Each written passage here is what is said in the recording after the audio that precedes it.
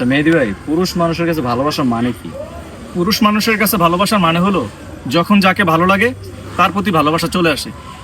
যেমন আমি ক্লাস 2-তে একজনকে ভালোবাসতাম, ক্লাস 5-এ ওঠার পর আরেকজনকে ভালোবাসছি, আবার যখন হাই স্কুলে চলে গেছি ক্লাস 6-এ ওঠার পর আরেকজনকে ভালোবাসছি, আবার যখন ক্লাস 8-এ পড়ি তখন আরেকজনকে ভালোবাসছি, আবার যখন এসএসসি পরীক্ষা দিব তখন একজনকে ভালোবাসছি, তারপরে দেন যখন কলেজে উঠলাম তখন আরেকজনকে ভালোবাসছি, তারপর কলেজের বিদায়বেলা যখন কলেজ থেকে চলে যাব তখনও আরেকজনকে ভালোবাসতে ফেলেছি, তারপর যখন অনার্সে পড়ি কুমিল্লা ভিক্টোরিয়া কলেজে তখন একজনকে ভালোবাসছি, তারপরে যখন অনার্স শেষ করে মাস্টার্স করবো অ্যাকাউন্টিং নিয়ে তখন আরেকজনকে ভালোবেসে ফেলছি, তারপরে বিয়ে করলাম, বিয়ের পরেও আরো দুজনকে ভালোবাসছি।